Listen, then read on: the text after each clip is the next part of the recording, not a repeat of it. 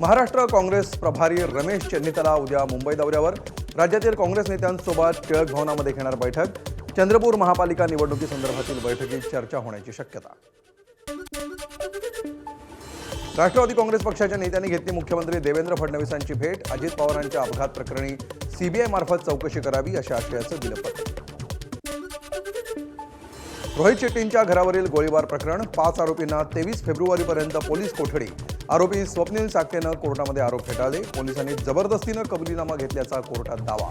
तर या प्रकरणी आतापर्यंत 11 जणांना अटक. मुंबईच्या दहिसर पश्चिम येथील गणपत पाटील नगरच्या कांदळवनातील झाडांची कत्तल. गणेश खणकर आणि नगरसेविका रेखा यादव यांच्याकडून घटनास्थळाची पाहणी. या प्रकरणी दोषींवर लवकरात लवकर कारवाई करण्याचे आदेश. ठाण्यातील कळवा नवी मुंबई MIDC भागामध्ये ट्रक दुभाजकावर धडकल्यामुळे मोठी वाहतूक कोंडीमध्ये अडकलेल्या 12वीच्या विद्यार्थ्यांच्या मदतीसाठी धावले पोलिसांचे रायडर्स. विद्यार्थ्यांना परीक्षा केंद्रावर वेळेवर पोहोचवलं. पनवेलमध्ये अनधिकृत रिक्षा चालकांविरोधात पोलिसांची कारवाई. एका रिक्षा चालकाकडून महिलेवर हल्ला करण्यात आल्यानंतर पोलीस ॲक्शन मोडवर.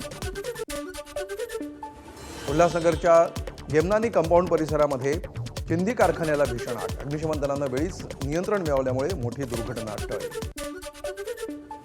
मुंबईतल्या घाटकोपरच्या शासकीय वसाहतीमध्ये किल्ले बांधणी स्पर्धेचं आयोजन. स्पर्धेला युवकांचा मोठा प्रतिसाद.